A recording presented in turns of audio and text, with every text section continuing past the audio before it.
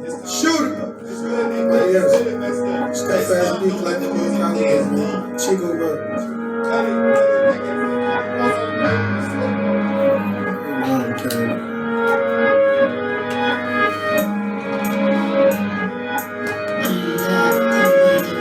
Feel like my heart been cold, I just gave it a coat.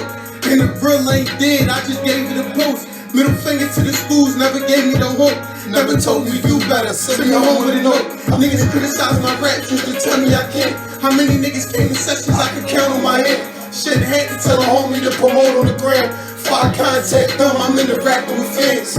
I just did exactly what you niggas said I couldn't do. I would never write about no shit I never get into. Even if I never see the light I had to live it through. Probably got no warrant, how the fuck you in my living room? They don't follow rules, but they expect us to. How would I put this Glock down if it protect us too? I be always front line like a vested view. And I won't take you on no drill if he's skeptical. I'm surrounded by some shooters that can stand their ground. I maneuver through the snakes that try to tear me down. Yeah, what's going on, y'all? Good evening. It's your boy, Sadell Blackwell. The first episode of Philly Uncensored podcast. For everybody that showed me some love on my introduction video, shout out to y'all. Appreciate the love. Appreciate, the time that y'all took to like and subscribe. And, continued support would be, much more appreciated. So, getting into the topic today, we talking about children in single parent families. Yeah. And this is a topic that's a little dear to me because I came from a single parent family.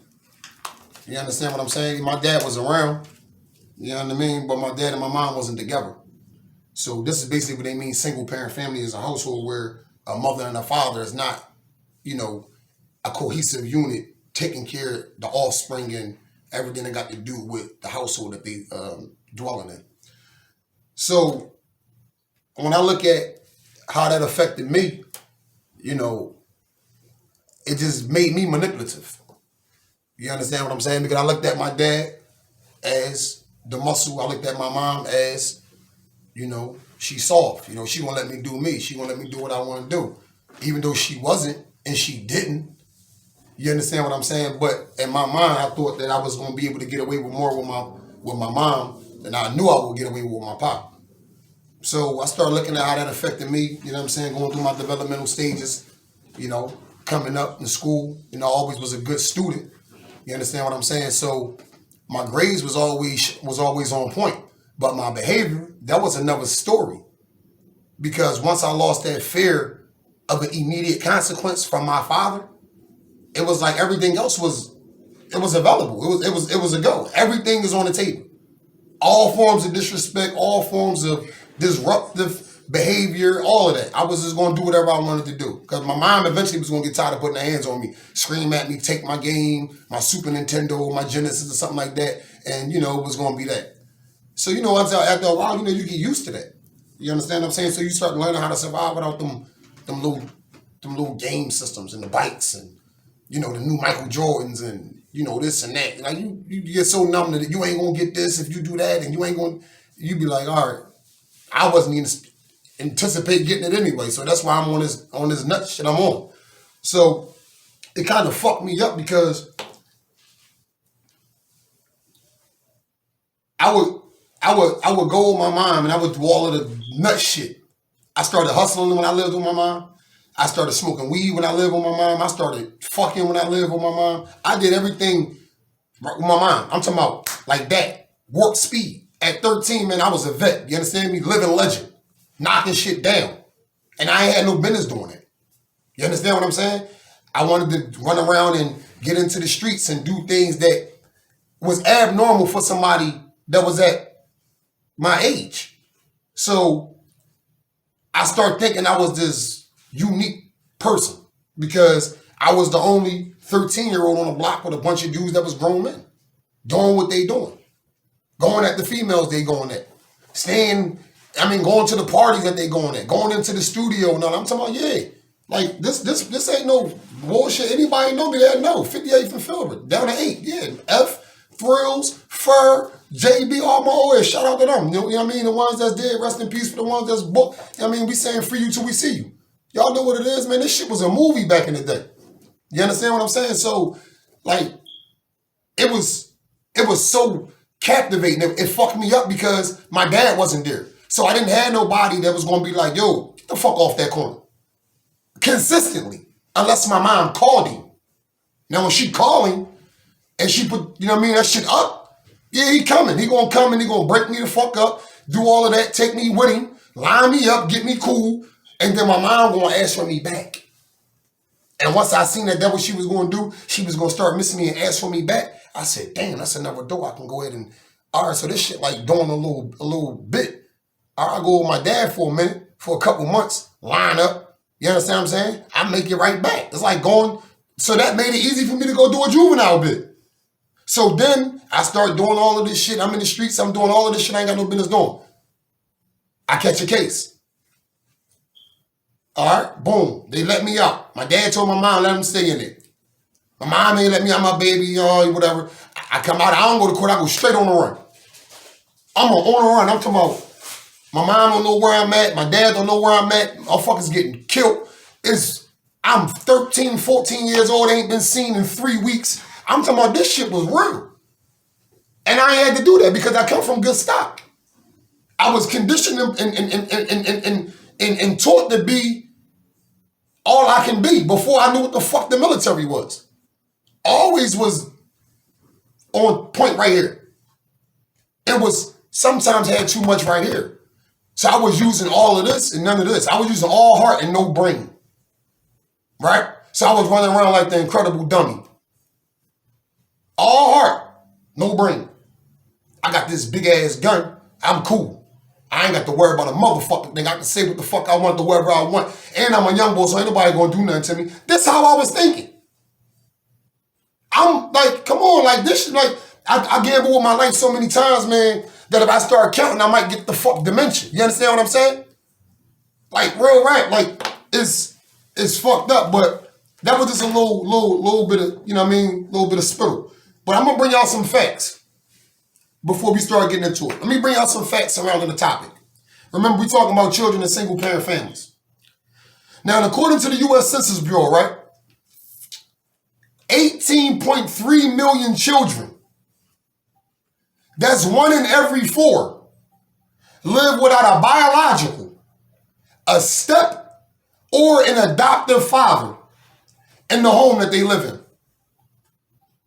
Consequently, there is a father factor in nearly all social ills facing America today. The source, U.S. Census Bureau. It's public information, look it up.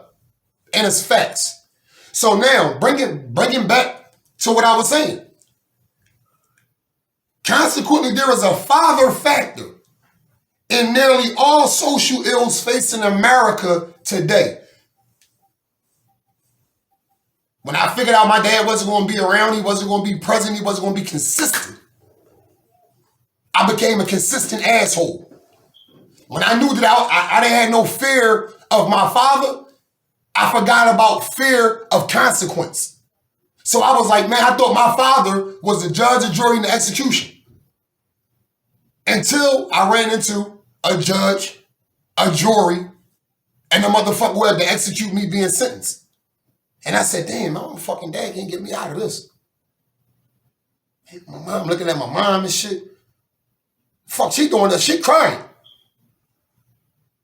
Cause she already know what the fuck I don't understand. What I'm learning on the job right then and there, right now. I didn't know that once this shit over, I'm like, that's my mom. If she want me to go with her, I'm going to fuck with her. That's my mom.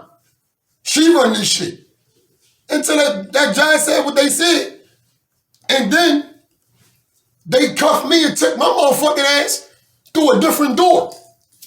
They had a different motherfucking scenery. I didn't get back in no motherfucking car door and ride home. I went through a cell door and went to the motherfucking youth study center. And that was the beginning of my trouble. And trust me, that motherfucking trouble for me lasted from the time I was 13 to the time I was 30. 13 to 30. It's a blessing I ain't dead. Or strung out on some drugs somewhere or whatever.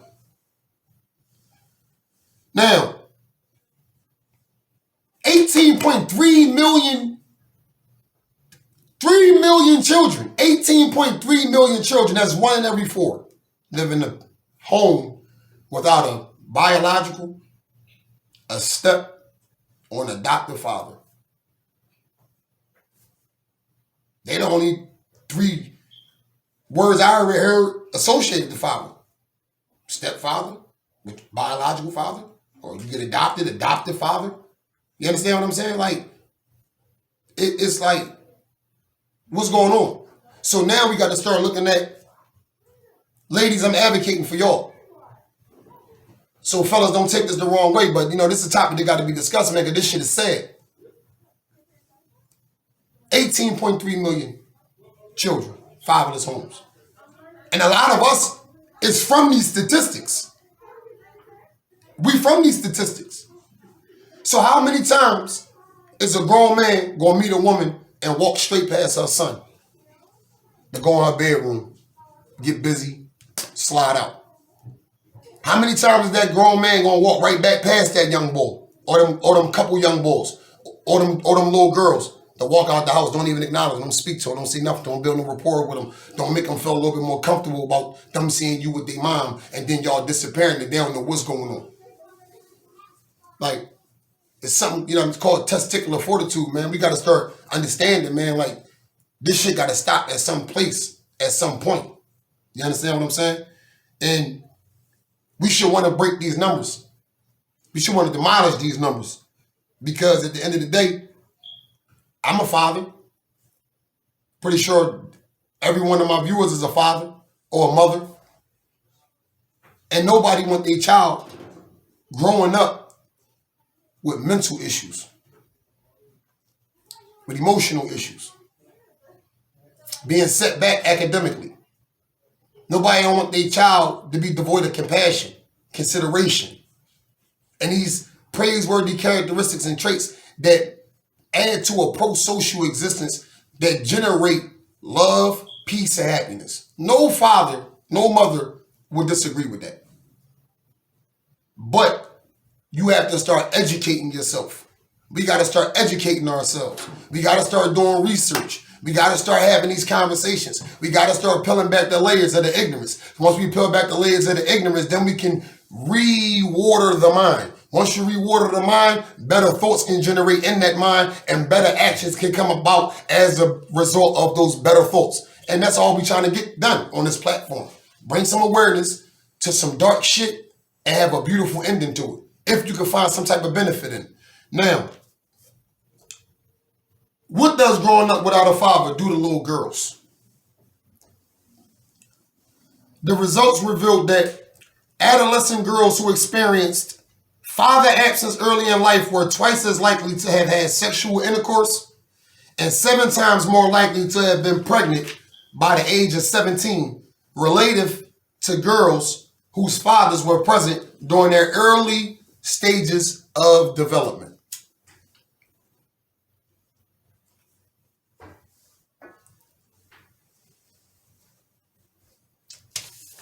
If you look at the results revealed that the adolescent girls who experienced father absence early in life were twice as likely to have had sexual intercourse and 7 times more likely to be impregnated by the age of 17.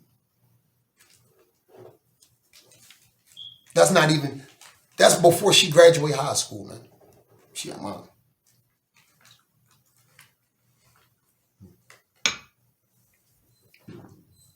Before she graduated high school, man. What man is accepting this? What bona fide, certified, solid father is accepting this? Because every father I know that got a daughter that I know personally, that's close to me, that's family to me, I'm talking about, they don't play with their daughters. That shit is over. That shit out the window. They break something the fuck up about their baby girls.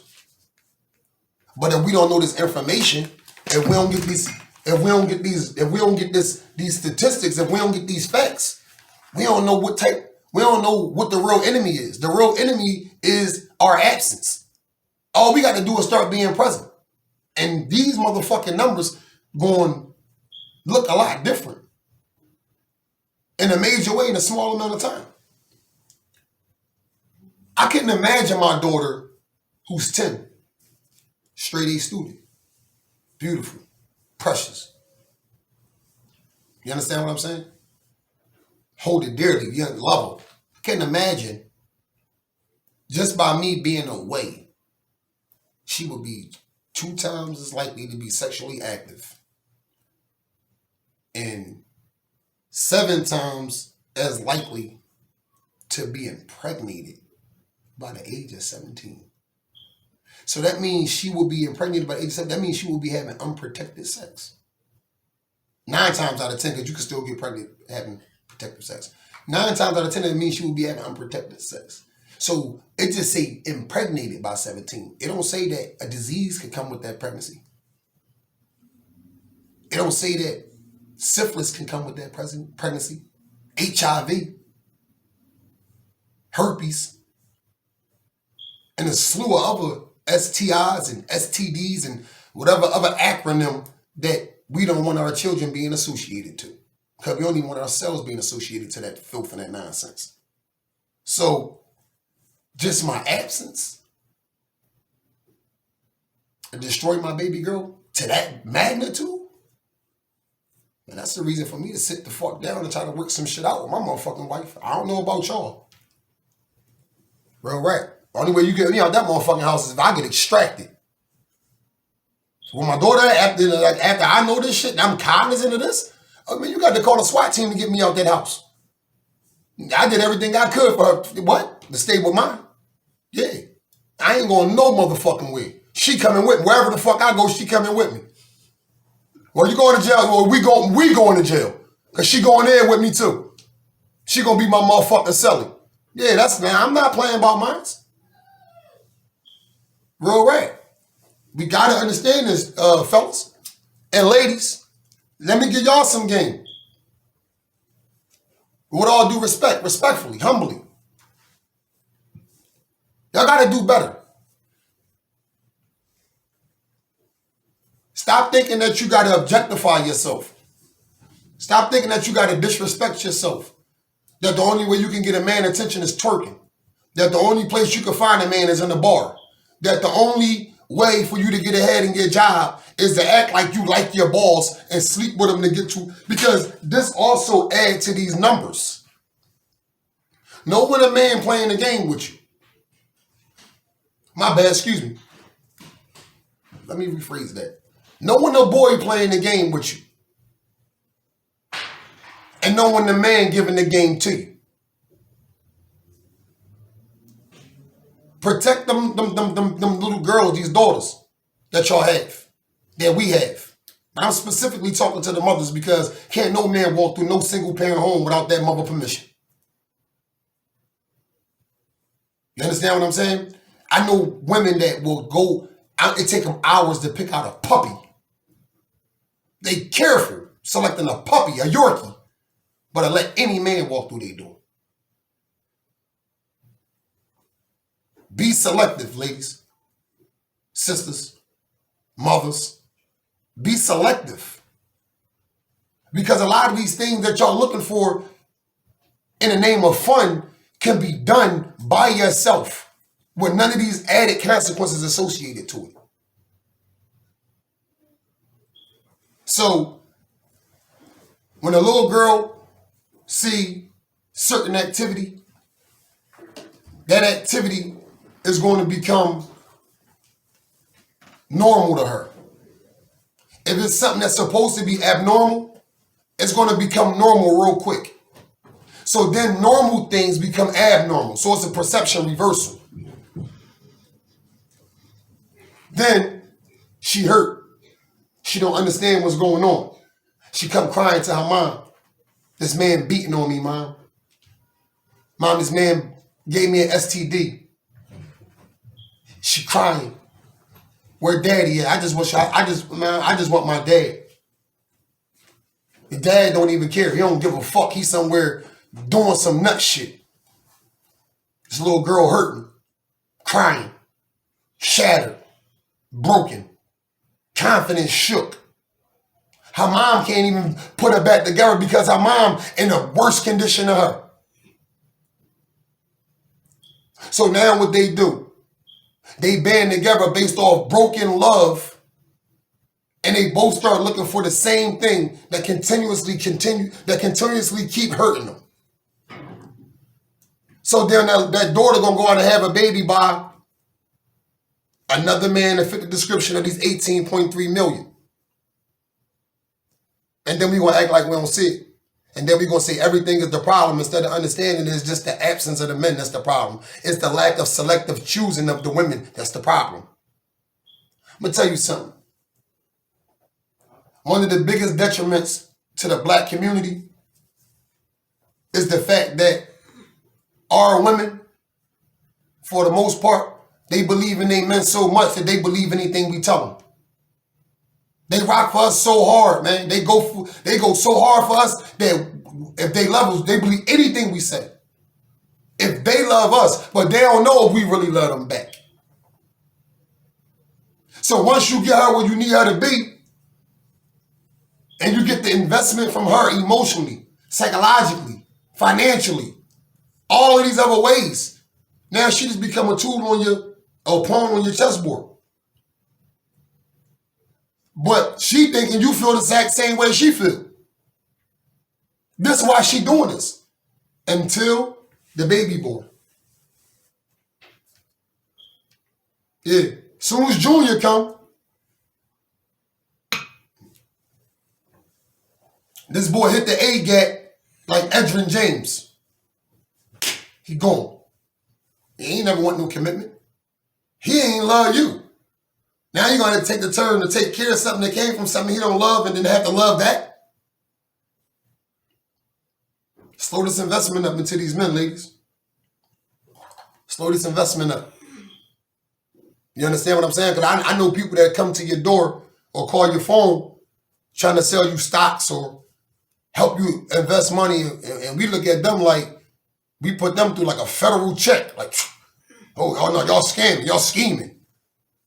You know what I mean? Y'all scamming, but you can't see a scamming ass nigga when you see one. Wake up. Wake up. And a lot of the things that's going on in our society is a lot of our women, they can't make these decisions because they high. Them perks is a motherfucker. You understand what I'm saying? And I ain't talking down on nobody that's going through addiction because I've been through it, got family that's going through it, and you know, we with anybody that's trying to rectify their affairs with substance abuse. You understand what I'm saying? So shout out to everybody in AA and in NA and all and everything else, Al-Anon and all of those different groups to repair your life and all of that, because we support y'all and you know what I mean, nothing but love. But the drug use, the excessive drug use gotta stop. It gotta stop. Because then when you come on off that high and you finally done with the perks and you look up 5 babies later, it's hard. You know what I mean? And fellas, we gotta stop being so fucking quick to put our dick in something and then leave what the result is after we pull it out. Stop being cowards. You make a mess, clean it up. If you can't clean it up, stand by that mess and let everybody know that walk past and no, this belong to me. This mess. We keeping it solid over here. We ain't dealing in emotion. We dealing in reality. And emotion is a part of reality, but we're not leading with emotion. So I started thinking about something. Personal story. To substantiate this research. My son, my youngest son, 13, Shakir. He got a behavior IEP as far as for his behavior. When I was away during my time upstate, when I was doing my 10 years, I was away. My son has attempted to have sex with little girls in school. My son has had behavioral issues in my absence. All of these things. My son lived with me now. He's been living with me for a year. My son has been kicked out of 2 schools. 13. Now my son, Shakir, straight A student, first honors. Student of the month. Most respectful kid in class. A joy to be around. A joy to teach. Always helping out. Just the complete opposite of all of those negative descriptions that he used to be described with. And they used to be associated to his person and his character and his name and his honor. Albeit self-inflicted. These things has been eradicated just by my presence on a consistent basis. His hard work and my presence. His hard work and my presence. Shout out to my baby mom for stepping out the way and letting me get my son and water the plant so that way it grow in the right direction. You understand what I'm saying? And I understand this because I'm watching it, what the presence of a father can do. Like, I know my child. I know how bad he was. Lovable kid. Lovable kid. But he was a fucking asshole. That's what it was. Because he didn't feel as though if I don't got to worry about my father coming to chastise me or check me because him and my mom going through it, I could do me. So now that I got him, I don't have to worry about anything. And he has not repeated any of those behavior patterns that was an extremely direct detriment to him while he was doing it. He hasn't repeated those patterns now that I'm involved. Consistently. He hasn't repeated those patterns.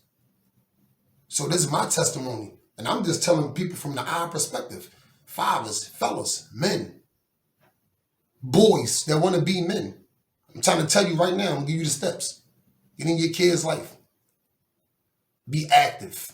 Fuck being active out there in the streets and in the field and I'm acting and nigga, sit the fuck down and go be active in your fucking son life. Go be active in your daughter life. See how active you can get in that. See what type of impact you can make in your kid's life. Because at the end of the day, we go through it so they don't got to go through it after us. And that's what it say. I don't want my son experiencing none of my experiences. Although I want to trade none of my experiences in because they made me who I am. You understand what I'm saying? And I stood in front of this shit. And now I'm giving the game to the people who want to play. I'm not giving no game to nobody who ain't interested in the sport. I'm giving it to the people that want to play. You understand what I'm saying? We got to make a change. We got to make a conscious effort. And it got to be consistent. And it got to be sincere. Because if it's not, then go look your kids in the face right now. Call your son and tell your son, man, fuck you. I don't give a fuck about you. I'm like, wow, the fuck? Yeah, keep it real. Nigga, everybody nigga scream, oh, I'm a real nigga and I'm this, I'm that. No, nigga, let me see how real you can get. Call your motherfucking son or your daughter and say, nigga, fuck y'all. It's all about me. I ain't making no decision with y'all in mind. I don't want to leave y'all a motherfucking thing when I die. I don't want y'all upbringing to be better than mine.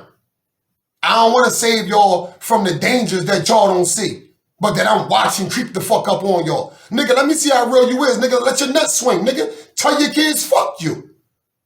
Yeah, you ain't built like that. Because if you got them characteristics, you a bitch ass nigga. Yeah. And I ain't talking to nobody particular. I said, if any man have those characteristics, that's not a man. That's a bitch ass nigga. And ladies, I'm telling y'all how to sniff these niggas the fuck out. But if you don't and you know what they is and you continue to make these mistakes, I don't feel bad for you to fuck either. We got to make some type of progress, man. Everybody talking about all these political issues and all of this and all of that. Man, just talk about being present a little bit more in the life of the children. If we could do that, I'm talking about 12 months of the men. I challenge, man, listen, everybody start these challenges, right? I'm starting to get active in your kids' life challenge. 12 months. Don't let a day go by without seeing your motherfucking child or children. Having a meaningful conversation with them. Helping them with a subject in school. That's honorable. This honorable shit. Because real men teach. They teach. They give back. That's the first fucking charity you responsible for. Giving back. Teaching what come from you. Taking care of what come from you. Come on, man. And at the end of the day, man, this is our community. It's our people. These are future daughter-in-laws. Future, fiancés and wives to our sons. Like, come on. Teach your son some mannerisms. Teach your son some character. Teach your son give him some substance to himself. Make him feel proud of waking up and being different. Make him feel proud of waking up and saying, you know what, man, I'm going to school today and I'm going to do my best. Make him feel proud about that. Engage your kids in the things that matter most to them. It might not be interesting to you. If he likes soccer, go kick a fucking ball with him. If your daughter likes bacon, go burn some fucking cookies with her. Because they remember the times you was there doing what they love to do when they wanted to do it. Not how the fuck that shit came out. That might be the laughter part in it that make it a better memory. And then remember, Dad, you burnt? We made the cookies? Yeah, baby, we did. But then remember you burnt them? And then the laughter comes. That's a bonding moment. Can't nobody take that. They can't. Fuck these pictures off these phones. Put pictures from heart to heart in your children. Memories. Lessons. Impart understanding to your kids. Show your kids how to understand things. See, a lot of parents don't do that.